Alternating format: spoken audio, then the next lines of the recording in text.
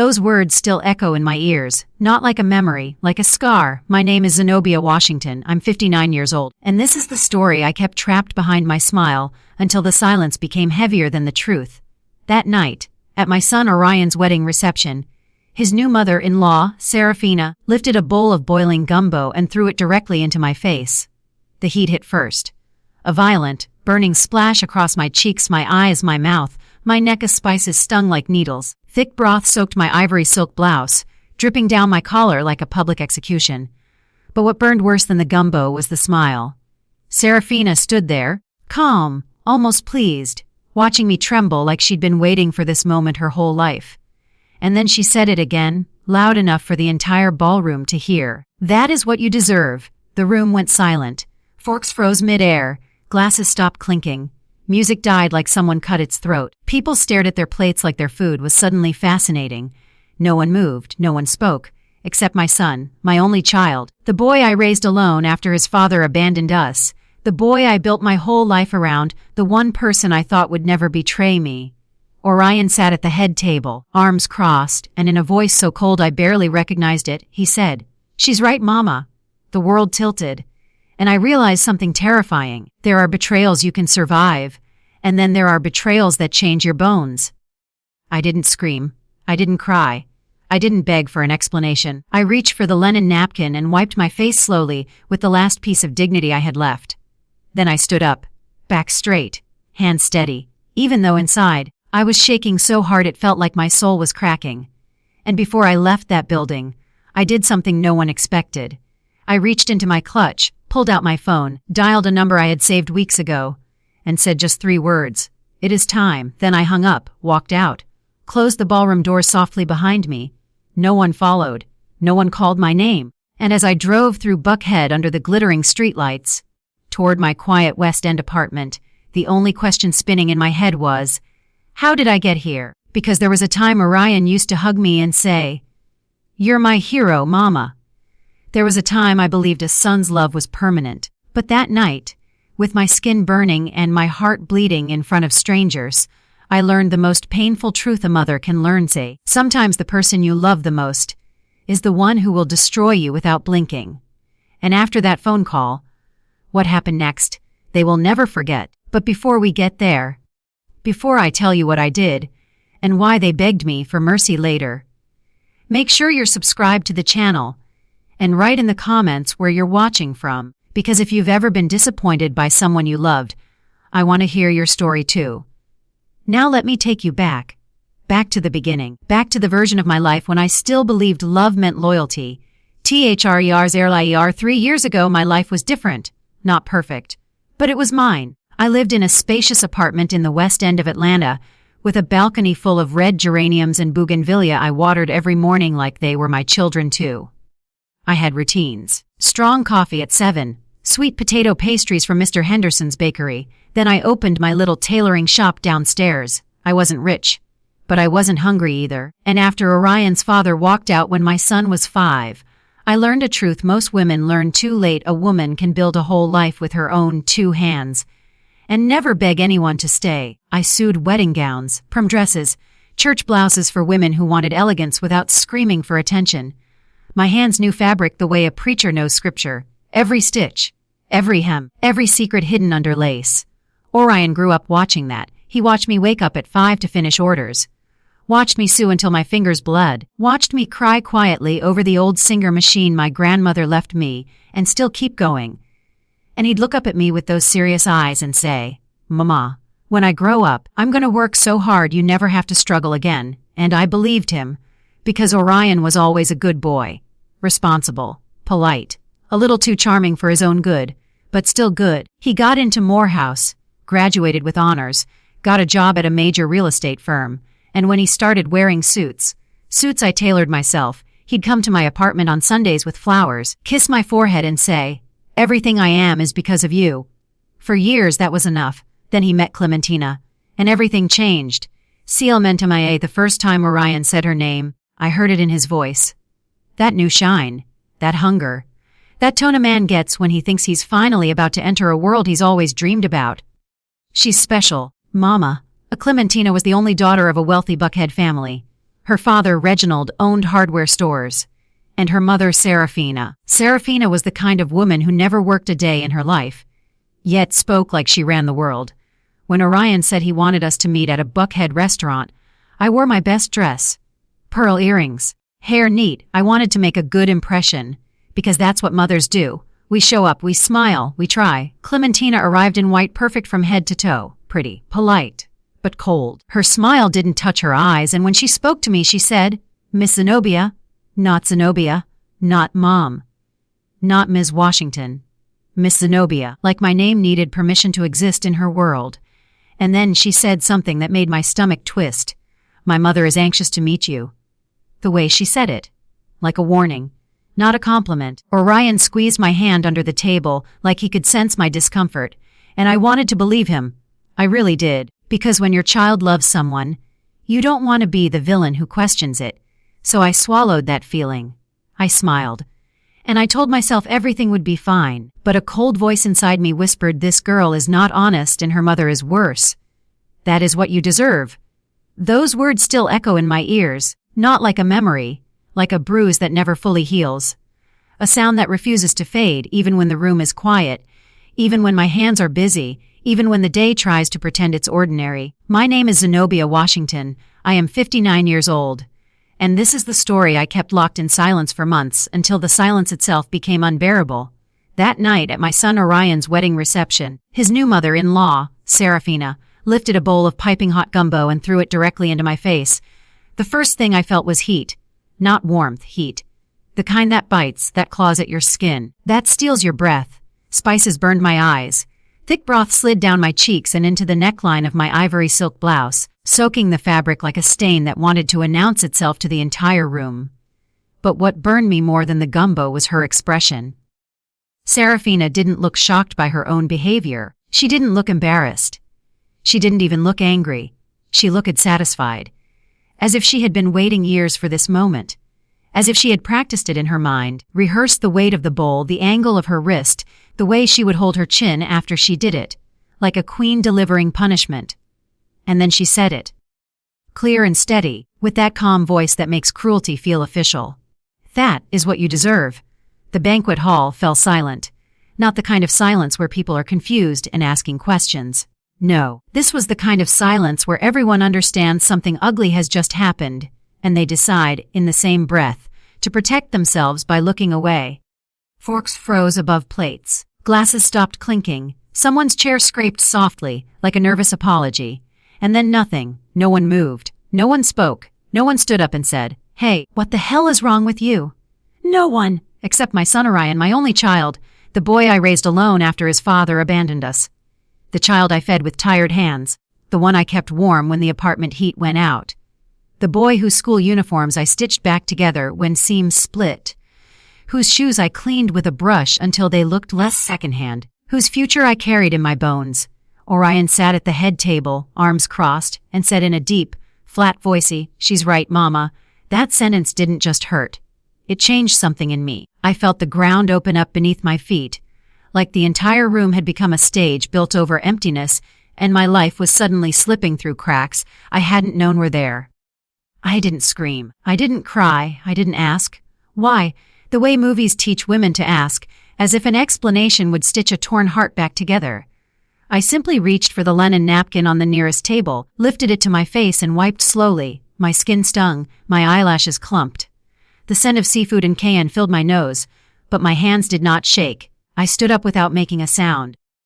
I walked toward the double doors with my back straight, even though inside every part of me was trembling. And before I left that building, before I stepped into the night air and let the city swallow me whole, I did something no one expected. I took my phone out of my clutch. I dialed a number I had saved weeks ago, and when the call connected, I said just 3 words, "It is time." Then I hung up. I closed the door softly behind me. No one followed.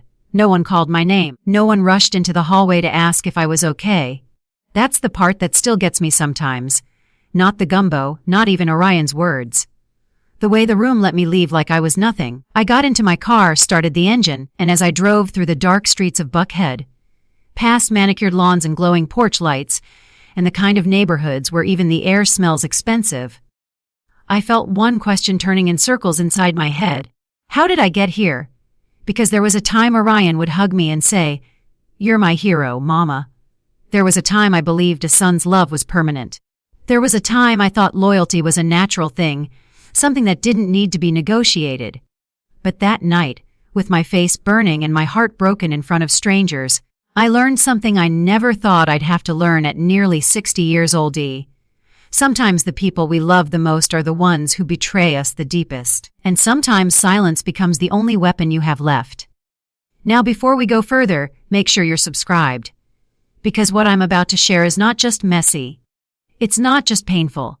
It's the kind of story that makes you check your own life and wonder who you've been trusting.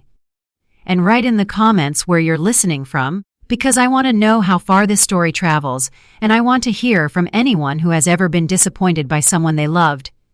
Now let me take you back. Back to when my life still felt like mine. Back to before Serafina's smile became my nightmare. Back to the beginning. 3 years earlier, 3 years ago, my world wasn't perfect, but it was mine. I lived in a spacious apartment in the west end of Atlanta with a balcony full of red geraniums and bougainvillea that I watered every morning like they were part of my family. The building wasn't new. The elevator creaked. The hallway lights flickered sometimes. But my apartment had sunlight and it had peace. And most importantly, it had my routine. Strong coffee at 7. Sweet potato pastries from Mr. Henderson's bakery on the corner. Then I opened my little fine tailoring shop on the ground floor of the building, where the smell of fabric and steam and starch felt like home. I wasn't rich, but I wasn't starving either. After Orion's father left us, when my son was barely 5 years old, I learned something many women don't learn until they're forced into it. A woman can sustain an entire life with her own 2 hands without begging anyone for permission. I worked with fabric the way some people work with music. I sewed wedding gowns for girls who believed love was forever. Prom dresses for teenagers who wanted to feel seen. Sunday blouses for church women who wanted elegance without screaming about money. My hands knew every stitch, every hem, every secret a fabric keeps when you treat it with patience. Orion grew up seeing that. He saw me get up at 5 in the morning to finish an order. He saw me sew until my fingertips burned. He saw me cry quietly from exhaustion over the old Singer machine my grandmother left me, then wipe my tears and keep going. And when he was little, he'd sit on the floor with his toy cars and look up at me with those serious eyes and say, "Mama, when I grow up, I'm gonna work hard so you can rest." And I believed him, because Orion was always a good boy, responsible, affectionate, observant, the kind of child who didn't ask for much, but when he did, it mattered. On Sundays he helped me clean the shop. He'd hold fabric up to the light and ask why some materials looked cheap even when they were expensive. Because he was already learning what I had learned early. People spend money to hide insecurity. When he turned 18 and got into Morehouse College, I remember sitting on my balcony with my coffee, looking at the acceptance letter in my hands, and whispering into the air like a prayer, "Thank you." Every sacrifice felt worth it. I sued for wealthy families who would never invite me to their tables but paid well for my work. I took extra orders. I stayed up late. I drank coffee like it was oxygen. I saved every dollar because I wanted my son to finish college without owing anyone anything. And he did. Orion graduated with honors, got a job at a top real estate firm, and started wearing suits I tailored for him myself. And every Sunday for a while, he came by with flowers, kissed my forehead, and said, "Thank you, Mama. Everything I am is because of you." Those words were like sunlight. They made the years of struggle feel meaningful. And I thought, truly thought, that we had made it. Then Orion met Clementina. Clementina, the first time Orion spoke her name, I heard something in his voice that I hadn't heard before. Not just happiness. A kind of hunger. A shine in his eyes I couldn't name. "She's special, Mama," he said, and he smiled like a man who believes he has finally been chosen by life. Clementina was the only daughter of a wealthy Buckhead family. Her father, Reginald, owned a chain of hardware supply stores. And her mother, Serafina, was one of those women who had never worked a day in her life, but could give orders like a general. When Orion told me he wanted to introduce me to Clementina, I chose my outfit carefully. I wore my best navy, blue dress with discreet embroidery at the collar, the one I'd sewn for a cousin's wedding years ago. I pressed it myself. I pinned my hair neatly. I put on my mother's pearl earrings. I wasn't trying to compete. I was trying to show respect. Because when your son loves a woman, you don't walk in looking like you're bitter about it. You walk in hoping to build something new. Orion insisted we meet at a restaurant in Buckhead that I would never have chosen. Too elegant, too expensive, the kind of place where the water comes in a glass bottle and the waiter speaks softly like your hunger is a secret. But Orion wanted it. I want you two to get to know each other well. Mama, he said, Clementina is important to me. So I went. Clementina arrived in an impeccable white dress, clean lines, expensive fabric, and a smile that didn't reach her eyes. She was pretty, but cold. We made small talk. Weather, work, traffic. The kind of conversation people have when they're trying to behave like adults while silently measuring each other. She told me she worked in interior design. She talked about wedding ideas, even though she and Orion had only been dating 6 months. And I smiled and nodded and asked questions like a mother trying her best. But then she said something that made my stomach tighten. My mother is anxious to meet you, Miss Zenobia. I've told her so much about you. It wasn't just what she said, it was the way she said Miss Zenobia. Like my name needed a label to be acceptable in her mouth. Orion squeezed my hand under the table, as if to reassure me. And I wanted to believe him, because back then, I still believed that the bond between a mother and her son, especially a mother who did it all alone, was unbreakable. I didn't know yet that some women decide you are their enemy before they ever meet you. And I didn't know yet that Serafina had already judged me from a distance. Judged my clothes, my neighborhood, my job, my hands. That afternoon when Orion drove me home, he said brightly, Clementina adores you, Mama. I smiled. But deep down, a small cold voice whispered, that girl is lying, and her mother will be worse. The dinner invitation 3 months later, they invited me to dinner at Serafina's house. That was when everything started to crack. Serafina's house in Buckhead was exactly as I imagined, massive, cold. Full of things nobody needs. Crystal chandeliers, Persian rugs, oil paintings in gold frames, furniture that looked like it came straight out of a magazine. So perfect it felt like you could dirty it just by breathing. When Orion and I arrived, Serafina met us at the door with a smile that didn't touch her eyes. Zenobia, she said, giving me 2 air kisses without touching my cheeks. How nice to see you. Come in, come in. Make yourself at home. But I didn't feel at home. I felt like a guest who wasn't wanted. Clementina floated down the staircase in pale pink, wearing a dress that probably cost more than 3 months of my rent. Miss Zenobia, she said again, that polite empty smile still in place. You look lovely, Miss Zenobia? Like a reminder. Serafina's husband, Reginald, was a large man with a raspy voice who barely shook my hand before returning to his armchair. He didn't say much all night, just grunted occasionally and poured himself scotch like it was medication. Orion looked comfortable in that house. Too comfortable. As if those walls belonged to his future more than my little apartment ever did. That hurt me more than I wanted to admit. Dinner was served by a young housekeeper who moved like a shadow, eyes down, voice barely audible. Serafina spoke to her without looking at her. More water. Bring the bread. I smiled gently at the girl when she placed my plate down. She gave me a quick look, almost grateful, then disappeared again. The conversation at dinner was tense from the start. Serafina talked about friends at the country club, vacations in Hilton Head, the new SUV Reginald bought. Because one can't just drive around in anything, right, Zenobia? She laughed lightly, like it was a joke we were both supposed to enjoy. I nodded, not sure what to say. Clementina rested her hand on Orion's arm in a possessive way that made my chest tighten. I told Orion, she said sweetly. When we get married, he needs to think about a bigger car. The one he has is modest. Orion laughed awkwardly. The car is fine, babe, but we're going to have children, Clementina insisted. We need space, safety. Besides, my dad can help with the down payment. I felt something twist inside me. My son bought that car with his own money. I remembered him calling me the day he got it, excited like a kid. Now it was being discussed like an embarrassment. I think Orion knows what's best for him, I said carefully, keeping my voice calm. Serafina looked at me for the first time all night, really looked at me like she was assessing my weight in the room. Of course, she said smoothly. Orion is very smart. That's why I'm sure he'll make the right decisions for his future. She paused, eyes narrowing slightly, for his new family. The way she said new family was like a slap you can't prove happened. Orion lowered his eyes to his plate. He said nothing. And in that moment, a terrible understanding settled into my stomachs. My son was letting them push me aside. Serafina went on like she was conducting a meeting. "And the wedding," she said brightly. "Clementina and I have already started looking at churches. Of course, it will be at the cathedral. That's where my parents married. My grandparents, our entire family." She spoke as if tradition was a crown only her family was allowed to wear. "The reception will be at the St. Regis," she continued. "Nothing too ostentatious. Just elegant. Things must be done properly, right?" I nodded. No one had asked what I thought. No one had asked what Orion wanted.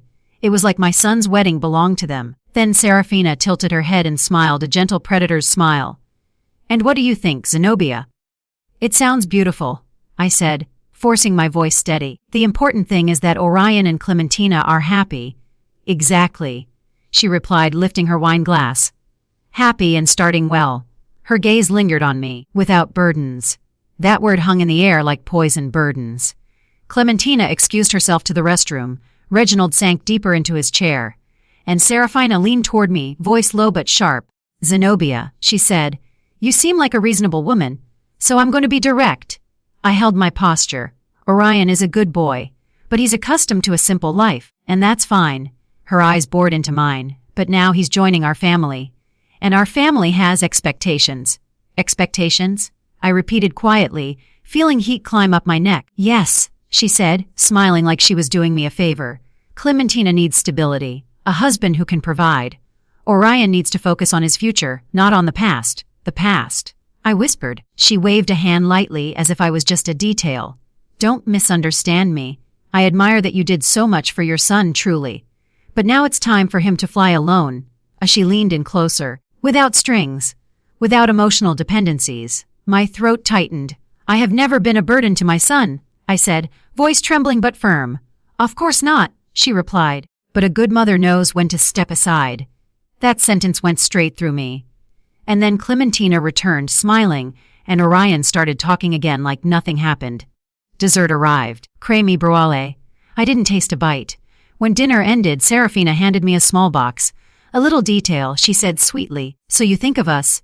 Inside was a fine china teacup, white with gold rims. Expensive. Cold. I thanked her, but I understood it wasn't a gift, it was a message. "You don't belong here." The ride home, on the drive back to my apartment, Orion was quiet. So was I. Finally, as we pulled up in front of my building, he asked, "Did you like Serafina, Mama?" I looked at him. Really looked at him, searching for the boy who used to call me his hero, but his eyes were somewhere else, somewhere far away. "She seems strong," I said carefully. Orion smiled. "She's incredible. She and Clementina are so close. It's nice to see." I wanted to ask, "And what about us? What about me? What about the life we built?" But I said nothing. I kissed his cheek, got out of the car, and walked up the stairs to my apartment alone. That night, I brewed coffee and sat at my kitchen table, staring at the china teacup Serafina gave me. It was beautiful, perfect, and somehow it made me feel smaller. I poured coffee into it, raised it to my lips, and I couldn't drink, because it didn't taste like comfort. It tasted like control. I set it down untouched and grabbed my old stoneware mug, the one I'd used for years, the one with the chipped rim, the one that knew the taste of my life. And as I drank my coffee in silence, a question began to grow inside me like a dark seed. How far will this woman go to push me out of my son's life? I didn't know yet, but I was going to find out. Soon, because sometimes the first crack is quiet, and you only realize later it was the beginning of the collapse. The slow erasing of a mother. The first thing I noticed wasn't cruelty. It was absence. Not sudden, not dramatic, just quiet. Like a light being dimmed so slowly you don't realize you're standing in the dark until you trip over something that used to be familiar. After that dinner at Serafina's house, Orion didn't stop loving me overnight. He just started disappearing in pieces. Sundays tate vanished for years. Sundays belonged to us. He'd show up late morning with pastries, sometimes flowers. We'd eat together, talk about his work, laugh about small things. He'd help me move furniture so I could sweep underneath. He'd complain about clients. I'd complain about my back. It was ordinary, and it was sacred. Then the Sundays started changing. The first Sunday he didn't come, he called instead. "Sorry, Mama. Clementina's parents invited us to lunch." "Of course, baby," I said. "Have a good time." The second Sunday it was a brunch at the country club. The third, a family gathering. Then a wedding planning meeting. Then nothing. Weeks passed. When he did come, it felt rushed. He checked his phone. He smiled without listening. He hugged me with one arm like someone hugging a colleague, and every time he left, my apartment felt a little emptier than before. Mrs. Zenobia. The words followed me everywhere. Miss Zenobia. Not said with warmth. Not said with respect. Said like a label you stick on a box you don't want to open. It was Clementina who used it most. Miss Zenobia, Serafina thinks it would be better if. Miss Zenobia, we already decided. Miss Zenobia, you understand, right? Every sentence felt like a reminder you are tolerated. You are not included. You are temporary. I told myself not to be sensitive. I told myself this was normal when a son starts a new life. I told myself I was being dramatic. But my body knew better. My chest tightened every time Orion canceled plans. My hands shook every time my phone stayed silent too long. My sleep grew shallow. Something was wrong. TGSHOP. Then came the call that gave me hope. Clementina wants you to come dress shopping with us, Orion said one afternoon. My heart jumped. Really? She says you're an expert with fabrics. For the first time in weeks, I felt seen. Maybe I had been wrong. Maybe Clementina wanted to build a bridge. Maybe Serafina wasn't as hostile as she seemed. Hope can be dangerous like that. The boutique was in Buckhead. White walls, velvet sofas, dresses lined the walls like ghosts of expensive dreams. I arrived early, dressed neatly, purse in hand. Clementina arrived late. With Serafina and 3 friends who looked at me like I was part of the DA Corps. I sat quietly on a velvet sofa as Clementina tried on dress after dress. Everyone clapped. Serafina barked orders at the assistant. The friends took photos. No one asked me anything, until Clementina stepped out in a strapless lace gown with a long train. She twirled. What do you think, Miss Zenobia? The room went quiet. I took a breath. It's beautiful, I said honestly. But I think a dress with delicate sleeves would highlight your shoulders better. The silence turned cold. Serafina smiled without humor. Well, Clementina said lightly, that style is very traditional. I don't know if you're very up to date with trends. Her friends laughed softly. Serafina stood and placed her hand on Clementina's shoulder. You look perfect, darling. This is the one. They bought it, just like that. And I understood something important. I wasn't invited for my opinion. I was invited to be ignored. Outside, Orion waited. How'd it go, Mama? It's lovely, I said. He nodded, satisfied. Then Serafina took his arm. We're going to lunch to finalize details, she said. You don't mind if Zenobia rests, do you? He didn't look at me. Yeah, Mama, you must be tired. And just like that, they left me standing on the sidewalk, alone. Timanuai. The next invitation came weeks later. Dinner. Just the 2 of us, Orion said. I dressed carefully. Burgundy dress. Simple. Clean. But when I arrived, Clementina was already seated. Throughout dinner, she talked about the honeymoon, the condo, the lifestyle. And then, when the check came, Orion said casually, Mama, can you lend me 2,000 Wedding expenses are heavy. I didn't have 2,000 to spare, but I gave it to him anyway. Because that's what mothers do. He never paid it back, and I never asked. Because that night something painful became clear. I wasn't his mother anymore. I was his backup plan. THEINVIDONS TEHAT EMIR CAM. I wasn't invited to the bachelor party. I wasn't invited to the rehearsal dinner. I found out through social media, through strangers' photos, through silence. When I asked Orion, he looked uncomfortable. Oh, Mama, last-minute things. We didn't want to bother me. Like my presence was an inconvenience. THENVLOP. It arrived on a Tuesday. A slow day at the shop. A delivery man handed me a manila envelope. No return address. Just my name. Inside were photographs. Orion with Serafina, too close, too intimate, leaving hotels. Touching, smiling the way lovers do. My knees gave out. The world tilted. I threw up in the bathroom. And when I returned to the shop, something inside me had changed. The pain was still there. But now there was something else too. Clarity. Cold. Sharp. Unavoidable. I wasn't being pushed out because I was poor. I was being pushed out because I was in the way. And Serafina wasn't protecting her daughter. She was protecting herself. Tichi de Kisana. And I sat at my sewing machine, staring at the black thread hanging from the needle. And I knew something with terrifying certainty. The wedding wasn't a celebration. It was a trap, and if I stayed silent, someone innocent would be destroyed. I took out my phone, and I made the call that would change everything. The truth beneath the silence, I didn't cry after I saw the photographs. That part surprises people when I tell them. I didn't scream. I didn't collapse again. I didn't call anyone. I sat very still, because there is a moment when shock finishes its work, where emotion drains out of you and all that's left is clarity, cold, sharp, unforgiving. The photographs lay scattered on the chair beside my sewing machine like pieces of a puzzle I never wanted to solve. My son and Serafina, too close, too intimate, too deliberate. This wasn't a misunderstanding. This wasn't coincidence. This wasn't kindness misread. This was betrayal with intent. TSFT, I gathered the photographs slowly, one by one. My hands didn't shake anymore. That's how I knew something inside me had changed. I placed them back into the manila envelope and slid it into my purse. Then I turned off the shop lights, locked the door, and went upstairs to my apartment. I didn't brew coffee. I didn't turn on the television. I sat at my kitchen table in the dark and let the truth settle into my bones. Every strange moment suddenly made sense. Serafina's hostility, her obsession with pushing me away, the money, the control, Orion's guilt, his distance. She wasn't competing with me socially. She was competing with me emotionally. And I was winning without even knowing there was a contest. That's why she hated me. Badon, I understood something terrifying. This wedding had nothing to do with love. Clementina was not the center of the story, she was the cover.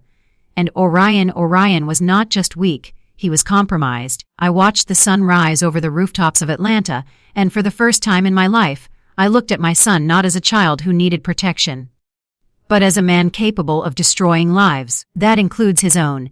Tichi Nam, I had Sav months earlier, a woman came into my shop to have a gala dress altered. She was quiet, nervous. Her hands trembled when she handed me the fabric. While I pinned the hem, she told me her husband had been lying to her for years, that she finally hired someone to confirm it. A private investigator, she whispered, like it was a crime. I remembered the name she gave me. I remembered saving it in my phone without knowing why. Now I knew. I didn't call right away. I needed to be sure of one thing first. I needed to know whether I was looking at an affair or something far worse. Booker Hajek says we met in a coffee shop in Decatur, neutral ground. Booker Hughes was ordinary looking, middle-aged, glasses, calm voice. The kind of man who doesn't try to impress you because he knows he doesn't have to. He didn't rush me. He didn't interrupt, he listened. When I slid the envelope across the table, he didn't react, just nodded. These are real, he said after a moment. But they're not enough. No, for what? I asked. To understand why this is happening. His eyes held mine, and to protect whoever needs protecting. The Fars Tindiangias. 2 days later, Booker called me. Miss Washington, he said, you need to sit down. I was already sitting, but my heart started racing anyway. He met me again, this time with a folder. Thick, heavy, the kind of folder that doesn't exist unless someone has been living a lie. Inside were hotel records, bank transfers, photographs taken from distances far enough to deny consent, but close enough to destroy denial. Orion and Serafina didn't just meet occasionally. They had an apartment, midtown, paid for by a shell company. Funded by Serafina. She's paying him, Booker said carefully. The words punched the air out of my lungs. Paying him for what? Booker didn't answer immediately. He slid another page forward. Large transfers. 10,000, 20,000, 50,000. Regular, consistent, calculated. He's not just sleeping with her, Booker said. Dependent a la fakey. Then Booker dropped the next truth. Reginald's hardware empire. A lie. Loans stacked on loans. Mortgages layered on mortgages. Businesses hemorrhaging money. They're bankrupt, Booker said, barely holding it together. And Clementina? I asked, my voice barely audible. Booker hesitated. Her inheritance is real. I closed my eyes. Of course it was. Her grandmother left her millions? He continued. But the trust has conditions. What kind of conditions? Marriage. The word echoed like a gunshot. And if she dies while married, Booker added quietly, the money goes to her spouse. My son. There's one more thing, Booker said. He pulled out a small device. I need you to understand something before you hear this, he said. Once you do, there's no going back. I nodded. He pressed play. Orion's voice filled the space between us. What if Clementina finds out? Serafina's reply was smooth, calm, intimate. She won't. She sees what she wants to see. A pause. Then Orion again hesitant. But after the wedding, how do we continue this? A soft laugh. Accidents happen, my love.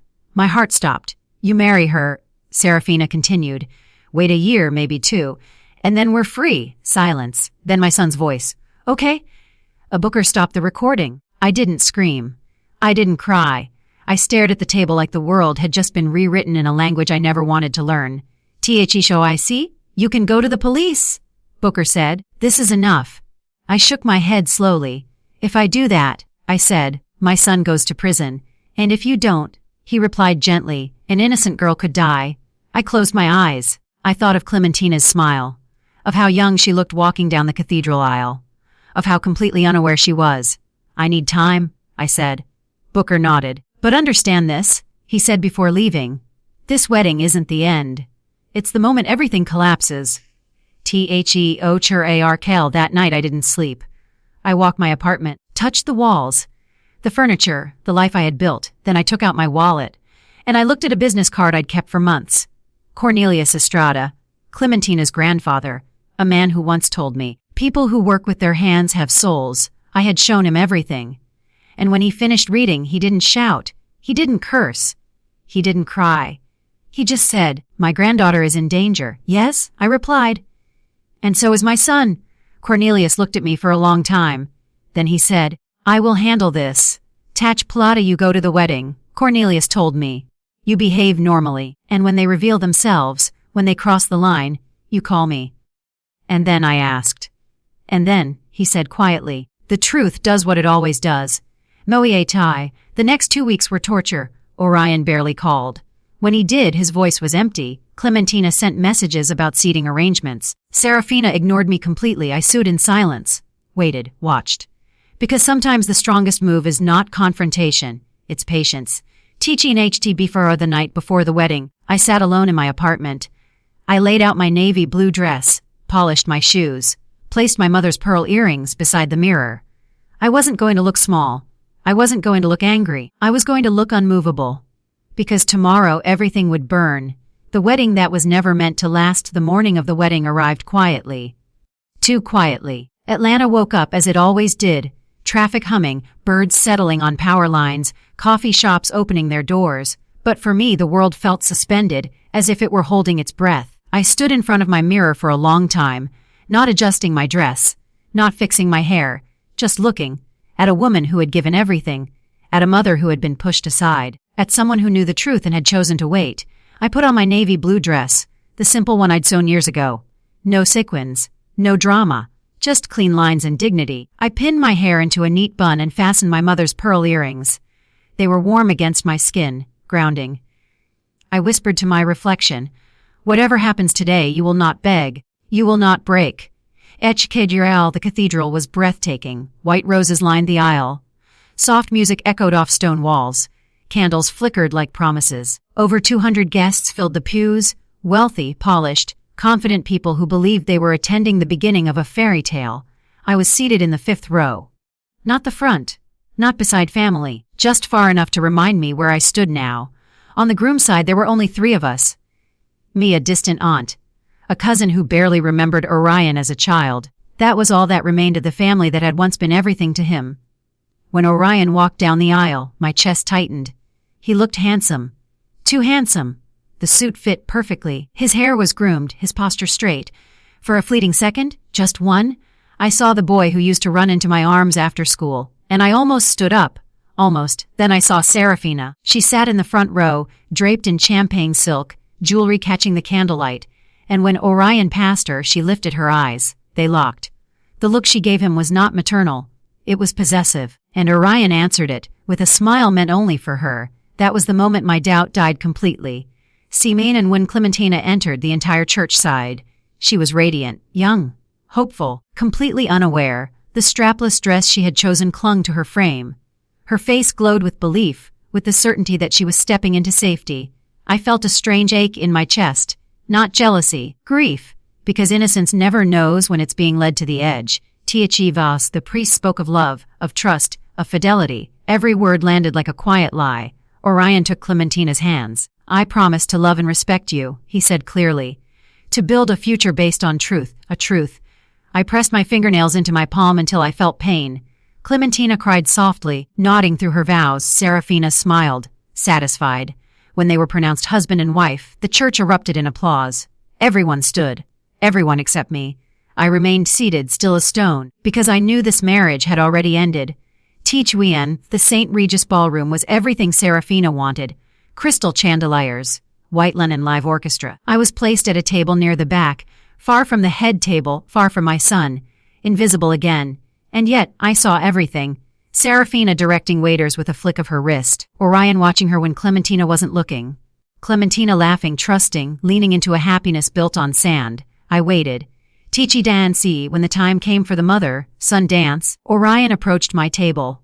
"Mama," he said, extending his hand. His smile was rehearsed. I took his hand. The music began, soft, sentimental. We moved in slow circles. "You look beautiful," he said without meeting my eyes. "So do you," I replied. "You look like a man who got everything he wanted." He stiffened. "Are you happy, Orion?" I asked quietly. "Less?" he said too quickly. "Very. And Serafina," I continued, lowering my voice. "Is she happy too?" His grip tightened. "This isn't the time," he hissed. "When will it be the time?" I asked. "After Clementina's inheritance clears. After something happens to her." He stopped moving.